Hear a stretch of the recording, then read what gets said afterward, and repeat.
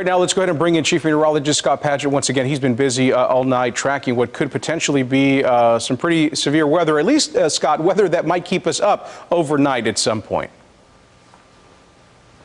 Might wake you up, and it's going to be overnight when these storms move into North Texas and the Metroplex. So have several ways that you'll get your warnings. Want to point out that we are under a slight risk of severe storms. That does include all of North Texas. And this is, again, in the overnight hours, the biggest threats are large hail and maybe 60-mile-per-hour wind gusts as this line of storms will come together and move west to east at around 40 to 50 miles per hour. But I also do want to point out that, yes, we mentioned the large hail and the wind damage possible. However, the tornado threat is not completely zero. It's a low tornado threat. And when you have these lines come together, there's the potential we could see some quick spin-ups on that leading edge. So we'll be here through the overnight hours and make sure that you and your family remain safe.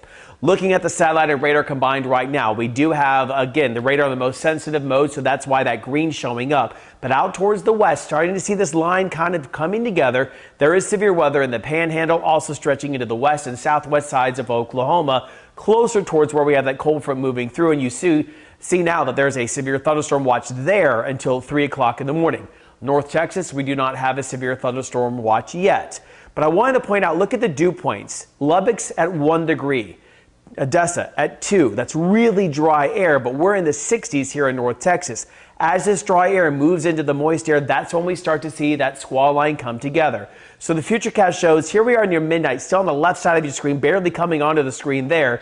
We have the showers and storms developing. Here we are around 2 to 3. The west side's up North Texas. It looks like this activity is slowing down just a little bit, but I still expect between about maybe 3:30 to 4 o'clock, making its way into the Metroplex, moving its way on through between about the 5 o'clock time frame. Still the east sides of the Metroplex holding on down into Ellis County, and then that line continuing to hold together, making its way to east sides of North Texas. 6, 7, 8 o'clock, and by the time you wake up tomorrow morning, a lot of the activity off to the east.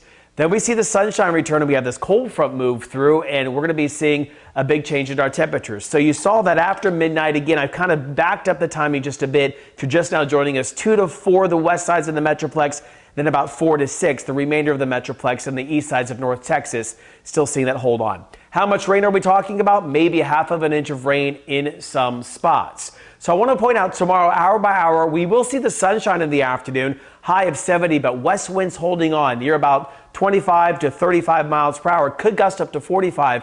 We have a wind advisory in effect from 10 in the morning until 7 o'clock in the evening. After that, the sunshine sticks around. We have mid-60s Thursday, Friday. This weekend looking beautiful, Ken. Temperatures near 70 degrees, and then Monday, Tuesday, rain returning into the forecast. Instead of going to Ken, we're going to head right to break. We'll have more news, weather, and sports right after this.